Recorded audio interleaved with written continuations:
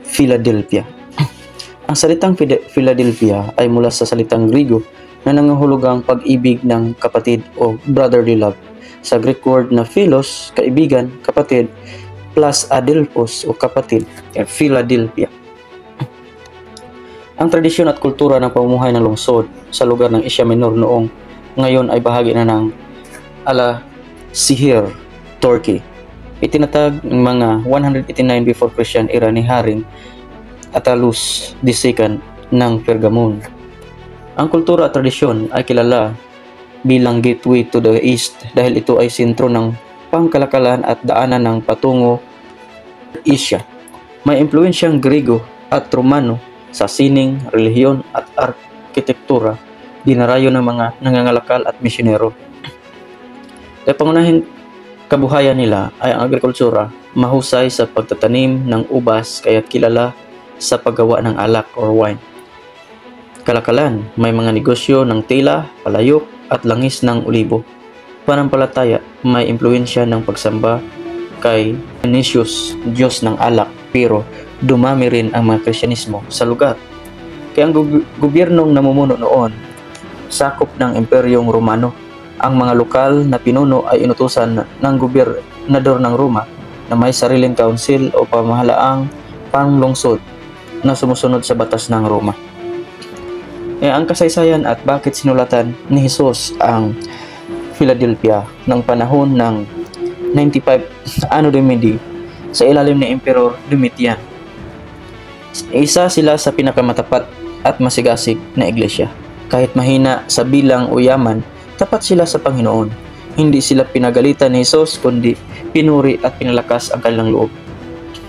Sa Pahayag Kapitulo 3, versikulo 8, bagaman maliit ang iyong kapangyarihan, ay tinupad mo ang aking salita at hindi mo ikinaila ang aking pangalan. Kaya ang kasalukuyang kalagayan ng Philadelphia, ang dating Philadelphia ay nasa Alasihir, Turkey. May mga bahagi ng sinaunang simbahan na nakatayo pa rin, pero karamihan sa lugar ay Muslim ngayon. Ngunit may mga labi ng Kristiyano ang kasaysayan. Pananaw ni Ellen G. White sa Acts of the Apostle, page 587. The message to the church in Philadelphia is full of encouragement to the faithful. The Lord loves those who labor in humility and faithfulness. Ang konteksto ito ay nilarawan ng Philadelphia, ang panahon ng Reformasyon at Great Awakening noong 1700 to 1844. Sila ay tapat, masunurin at masigasig sa pagpalaganap ng Ebanghelyo. Sa karagdagan ng Seventh Adventist Bible Commentary Volume 7, page 756 to 758, ang open door sa Pahayag 3.8 ay tumutukoy sa pagkakataon sa misyonero at Ebanghelyo. At pangalawa, ang pagsubok o pagpasok. Pangalawa ay pagpasok sa langit sa pamagitan ni Kristo.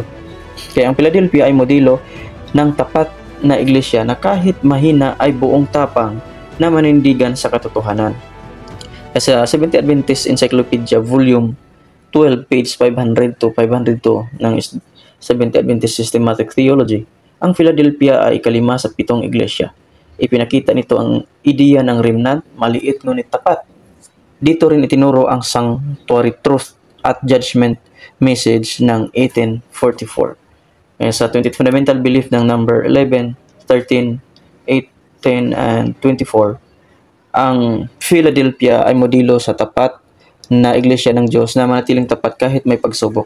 Tapat sila sa kabila o tapat sila sa salita ng Diyos at sa pangalan ni Jesucristo. Ang kanilang pananampalataya ay may patutuo, bukas ang pinto, ay tumutukoy sa ministeryo ni Kristo sa banal na dako. Kaya ang ating aplikasyon, ang tapat kahit maliit, hindi kailangan ng yaman o dami upang maging tapat sa iglesia. Buksan ang pinto kapag may pagkataon na ibahagi ang Ebanghelyo, dapat nating itong samantalahin. Ang pangako ni Jesus, gagawin kitang haligi sa templo ng Diyos sa Pahayag Kapitulo 3, versikulo 12. Ibig sabihin, magiging matatag at permanenteng bahagi tayo ng kaharian ng Diyos. Konklusyon, ang iglesia sa Philadelphia halimbawa ng katapatan, kababaang loob at misyonero na espiritu. Wala silang reproof mula kay Kristo, kundi papuri at pangako ng kaligtasan. Ang mensahe nila ay napapanahon para sa mga manampalataya, naghahangad maging tapat hanggang wakas.